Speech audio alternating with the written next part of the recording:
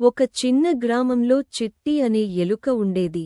చిట్టికి ఆకాశం, నక్షత్రాలు చాలా ఇష్టం. రోజూ రాత్రి తన చిన్న దుర్బిన్తో నక్షత్రాలను చూసేది. కాని చిట్టికి ఒక కల ఉంది. ఆకాశంలో ఎగిరి నక్షత్రాలను దగ్గరగా చూడాలని. ఒకరోజు చిట్టి తన స్నేహితురాలు పూర్ణ చిట్టెలను కలుసుకుంది. పూర్ణా, నాకు కూడా నీలాగే ఎగరాలని ఉంది. నక్షత్రాలను దగ్గరగా చూడాలి అని చెప్పింది. పూర్ణ నవ్వుతూ, చిట్టి, నువ్వు ఎలుక, ఎలుకలకు రెక్కలు ఉండవు కదా అంది.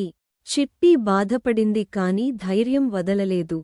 పూర్ణా, నాకు ఒక ఆలోచన వచ్చింది అంది చిట్టి. పూర్ణ తన మాయాధూళిని చల్లగా. చిట్టి సేకరించిన ఆకులు అందమైన ఆకురంగు రెక్కలుగా మారిపోయాయి.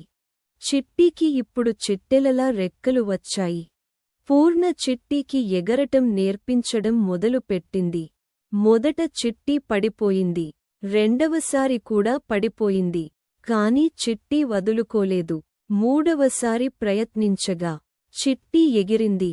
నేను ఎగురుతున్నాను అని సంతోషంగా అరిచింది చిట్టి. రాత్రి అయినప్పుడు చిట్టి తన దుర్బిన్ తీసుకుని ఎగిరింది. ఆకాశంలో ఎత్తుగా. మీకు ఈ కథ నచ్చిందా? అయితే లైక్ చేయండి. మా ఛానల్ని